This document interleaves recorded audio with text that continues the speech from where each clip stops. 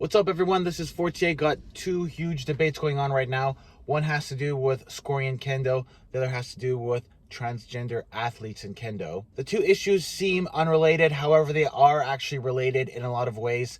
And there are so many questions surrounding both of these issues that it's impossible for me to answer them all at the same time. But I'm going to attempt to do so in this video. It's ironic that throughout all these debates, I had the opportunity to watch a documentary about Hulk Hogan. Hulk Hogan is a former professional wrestler who is widely regarded as being the most iconic wrestler in the professional wrestling business. This story perfectly represents what's going on in global Kendo in terms of its problems right now. Professional wrestling isn't real wrestling. It's considered sports entertainment. Kendo is not real sword fighting.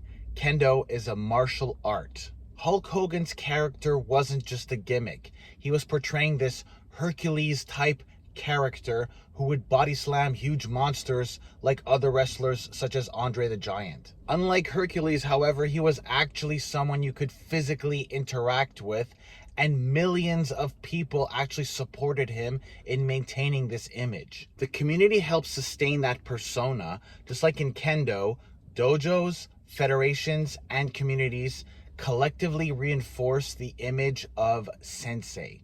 The equivalent process in Kendo isn't Hulk Hogan, but the Kendoka. The practitioner starts by learning etiquette, reiho, and role expectations, and over time, that internal dialogue evolves from I am practicing Kendo to I am a Kendoka, I am a senior Kendoka, I am a sensei, I am a renshi, I am a kyoshi, etc. The social role specific to Kendo becomes inseparable from the individual. The feedback loop works like this. A persona is created, society rewards that persona, your ego identifies with that persona more, that persona grows in size, your authentic self shrinks. Hulk Hogan, whose real name is Terry Bollea, was injecting himself with steroids since he was 17 years old. Hulk Hogan went to federal court to admit that he took steroids willingly for 13 years to allow him to maintain that persona in the wrestling business. He even admits that Hulk Hogan was a fake persona. He even recognizes later that those professional wrestlers were grooming him ever since he got into that. He realized he didn't have to be a tough guy to get into the wrestling business. People in wrestling want you to believe it's real. They don't have to tell you it isn't. Technologies like reiho in Kendo actually help create personas as well. This isn't necessarily a bad thing. It's actually one of its main objectives. The problem is when that persona becomes identity and your mind starts telling you not I'm practicing reiho, but instead I am reiho. Those symbolic rules are capable of absorbing individuals like that. Hulk Hogan brought Vince McMahon and the wrestling business a ton of success. They even say the wrestling business wouldn't even have survived without him. And considering that wrestling at the time was considered one or two notches above porno in terms of societal value. But after Vince McMahon told Terry Bollea that it was finally time to hang up the red and yellow at 40 years old, Terry Bollea couldn't let it go. He couldn't let go of that persona he created for 35 years until he was 59 years old. And after that, he couldn't even just do something normal. He had to do a reality TV show where he was the star, breaking down the walls of his private life even further. This is why you need a limit for certain things. If you don't have a limit, things become chaos. Steroids are sometimes used for medical purposes for people who really need them. Did he have to take steroids at 17 years old? Probably not, but some deep desire inside him made him feel like it was necessary to do so, which brought him everything he wanted in terms of outside success, even saying that his father doubted him for all those years for passing up on a college degree to go out and do this wrestling thing. But before he took steroids and was hanging out with all those pro wrestlers, he admitted himself he was a fat and slow kid. Did he really have to take them for that long? Because you see him after the steroids, he's not the same size at all, but he still needed to maintain that persona. He couldn't just walk away from it. It's too addictive. The social recognition he got for embodying this larger-than-life character. He feels he needs that, but does he really?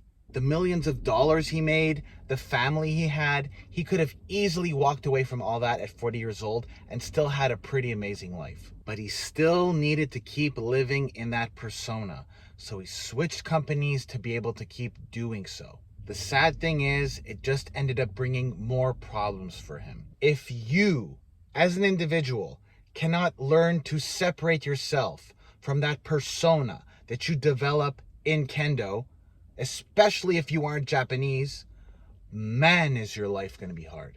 But some people got to learn the hard way. For Hulk Hogan, that was it. Do you have to do the same? I don't think so. This debate becomes entirely around recognition and a persona question.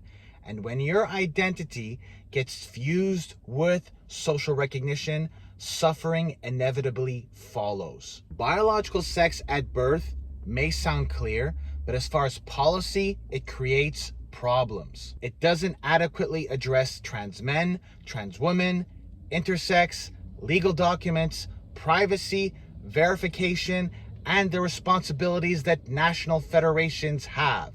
The question is not whether biology matters in general, but rather how much does it matter when it comes to Kendo at the competitive level and under what conditions. Kendo federations have the responsibility to explain how the rules can be applied legally and practically by other member federations. If you look at wrestling now, male and female wrestlers can do matchups sometimes, but wrestling is a scripted performance. Shiijos and Kendo act as a sacred psychological container meant for a symbolic duel to the death based off samurai mythology. But the exchange between both competitors isn't scripted. The Shimpan might have an unspoken agreement in terms of who is going to win, but that's a different story. The point is, your humanity as an individual is not necessarily dependent on the tournament policies of a ritualistic, symbolic duel to the death based off samurai Japanese warrior mythology. Where global Kendo has failed massively is in the symbolic belonging question. A trans Kendoka can be welcomed, respected, valued in dojo life without necessarily resolving in every single competition question. The modern discourse is laid out to be that if you can't compete in category XYZ, then you are not accepted. This isn't the same thing at all, and that's why we should separate them. A healthy state would be Terry Bollea can use the Hulk Hogan persona when he needs to, and the Kendoka can use the Kendoka persona when they need to. But both these individuals can take off that mask and still be psychologically whole. The second that mask can no longer be removed, the persona is no longer serving the individual, but the individual is now serving the persona. Hulk Hogan wasn't only supported by his own mind to maintain that persona. Millions of fans contributed to this. They expected this invulnerable being, and if Terry couldn't provide that, they didn't want it. They wanted Hogan. This mirrors exactly what happens in traditional institutions such as monasteries, military organizations, police forces, and martial arts organizations. This is a much bigger issue than, hey, Fortier's profile picture is AI. That's all for today's video. If you have an experience you'd like to share with us, share it with us in the comments below. If you know someone who'd like to see this video, share it with them. Hit the like and subscribe button for the algorithms and have an awesome day. I'll see you in the next video. Peace out.